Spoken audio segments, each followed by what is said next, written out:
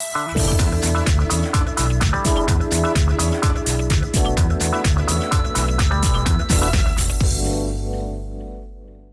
going on, guys? Welcome to VOA's Red Carpet. My name is Mvunganyi. I want to thank you for joining us today on the show. As always, each week right here on Red Carpet, we bring you the latest in entertainment news, in sports, in fashion, in film and television from around the world. And with that said, let's get on with the show.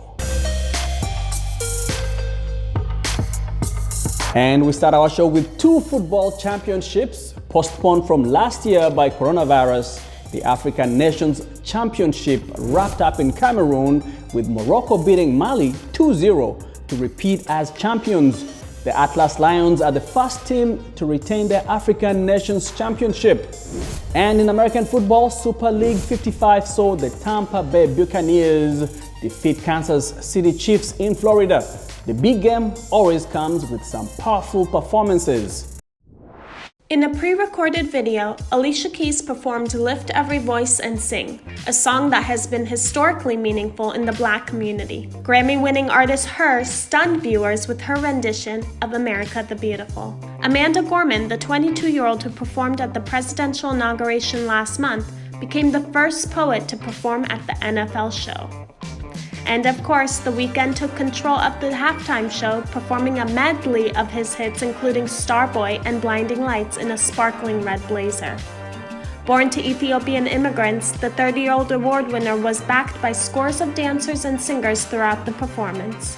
And we can't forget the commercials, some of which featured big-name artists including Canadian rapper Drake for State Farm, Drake from State Farm, actor Michael B. Jordan for Amazon's Alexa device.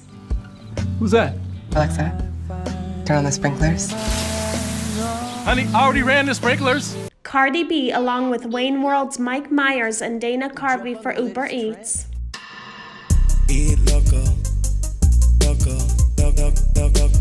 And Paralympic gold medalist Jessica Long for Toyota. It might not be easy, but it'll be amazing. I can't wait to meet her.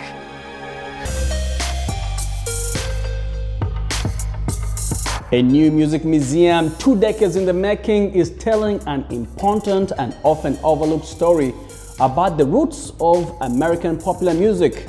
And that is the National Museum of African American Music, which opened in Nashville's musical tourism district. Here is more.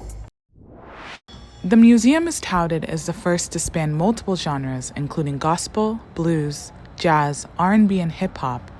Museum president and CEO H. Beecher Hicks III tells the Associated Press what makes the museum different than others. Most music museums deal with a label, a genre, or an artist, but there's really no place in the country that really just tells the story of the trajectory of and the context of American music. And certainly no place that then puts the African American contribution to American music in its context. In addition to 1,600 artifacts in their collection, the museum has many interactive exhibits that allow visitors to take the music home with them. We've got a dance interactive where you can go in and a dance instructor in silhouette will teach you dances from various decades, and you can save all of that on your RFID bracelet. We've got a place where you can make a hip-hop beat and save it to your RFID bracelet. We've got a place where you can sing with a gospel choir. Gospel singer Cece Winans serves as a national chair for the museum, and her family of gospel singers from Detroit are represented in the museum. When we think of the history of African American music and the important part it has played in our country, it was long overdue to honor it in this type of way.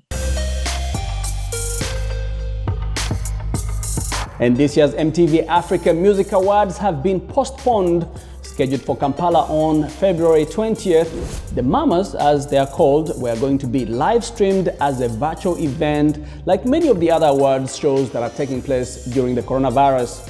Now, MTV has not given a reason for the postponement, but there were online petitions for it to be postponed due to what many say were election irregularities in the last elections in Kampala. And we'll continue to keep you updated as we learn more.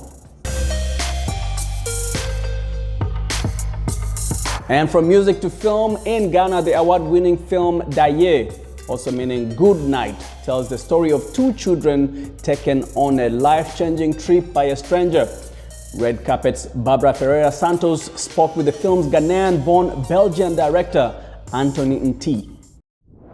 I'm Anthony Nti. I'm 28 years old. I'm a director, writer, and sometimes producer. My graduation film, Daye, has been touring around the world on festivals.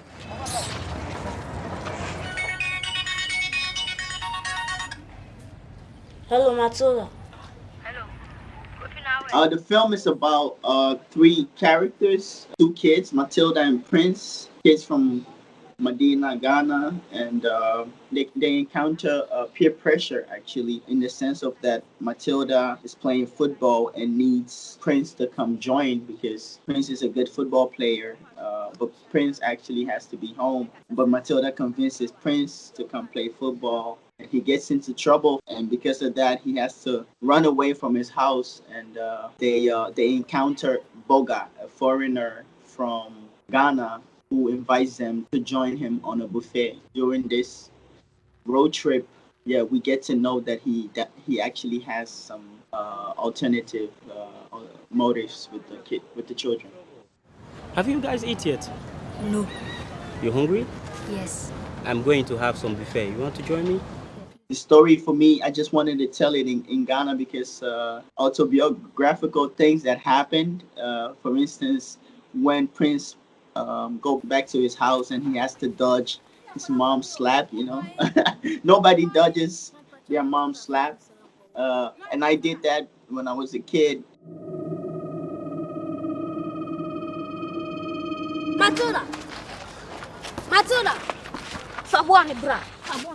Daye was almost like revisiting some childhood memories, in the sense of like Ghana was the first place where I went to the beach, the football, the small things. So for me, it was like it did feel like I was reenacting my youth a little bit.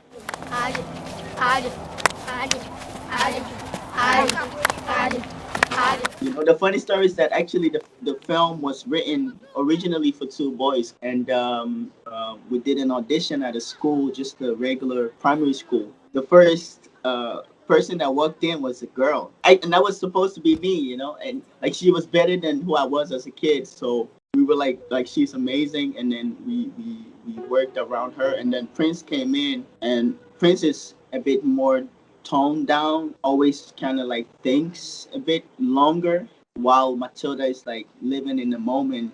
Matilda! Pushing!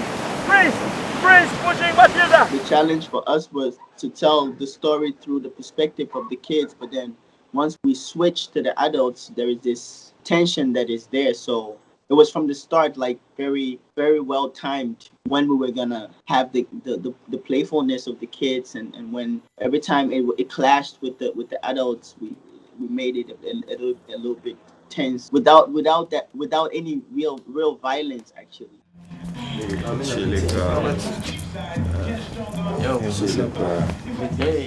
We never expected it for it to go so far. So it won the Grand Prix at Clermont-Ferrand. That meant a lot. It was in Palm Springs, Indy Short, where it won the Grand Prix also. It was in Sao Paulo. In total, around like 140 festivals, and we've won like I think 25 or 30 prizes. Yeah, so it's a lot. It's a lot.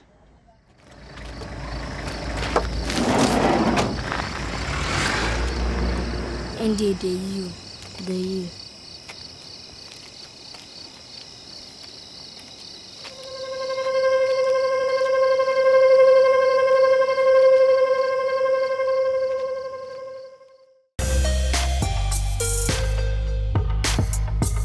And the new short film looks at how mental health impacts the Black community. Gramercy examines the life of a young Black man grappling with depression while he returns to his hometown in New Jersey. I spoke to one of the film co-directors.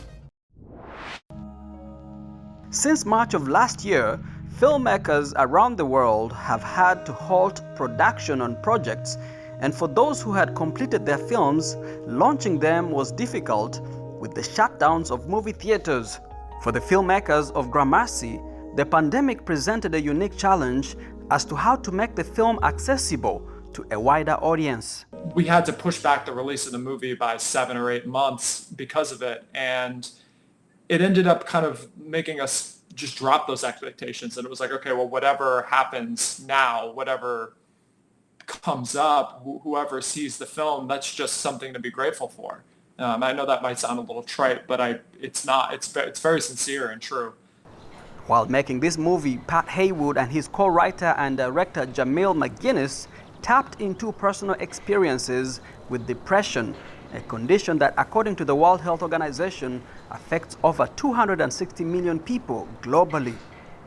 As far as the origins of it, Jamil and I both have since we were boys, we've kind of suffered from depression in very different ways. My parents died when I was very young, so that was something, I was in and out of therapy since I was 11, and so that was always something I was grappling with, and that kind of split between outer and inner life was something I've been experiencing for a very long time. And same with Jamil, and not that he went through the same experience as me, but that same sort of universal inner struggle. And so, when Jamil and I met and we became very, very dear friends to one another, again, once you get past that idea of vulnerability as a weakness and we were able to talk about these things with each other, it became very clear that it was a really beautiful flower bed to grow something on. But regardless of how important and personal the story is, Heywood says that he does not want to impose a particular viewpoint on the audience. Instead, he hopes that viewers can watch it with an open mind. I hope that people will take the 23 minutes to meditate on their own experience in their own life, and also open themselves up to empathy for other people's experience. And there's this great quote by this English poet that I love named David Wythe, who says that any great conversation is an invitation, and it's an invitation to truly hear somebody. For Voice of America, I'm Jackson Mvunganyi.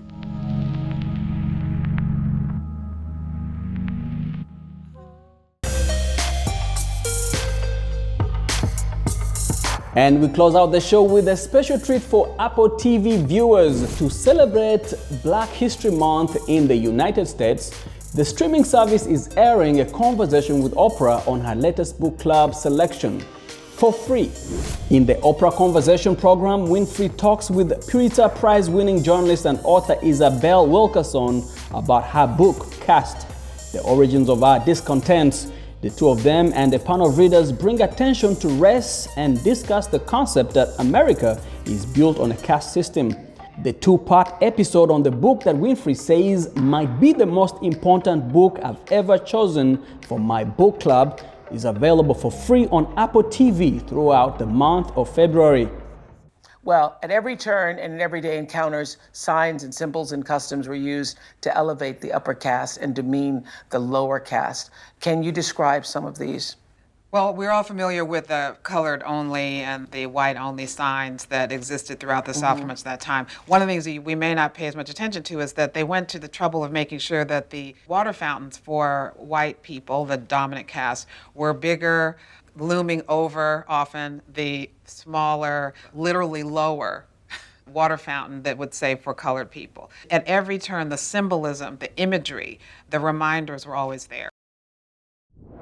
And with that, we come to the end of our show today. I want to thank you for hanging out with me. My name is Jackson Mvunganyi. Remember, for more entertainment news, to check us out at voanews.com. We're also on all social media platforms, on Instagram, on Facebook, and on YouTube, where you can watch our videos. Remember to like and subscribe. Until next time, I'll catch you right here. Goodbye, everyone.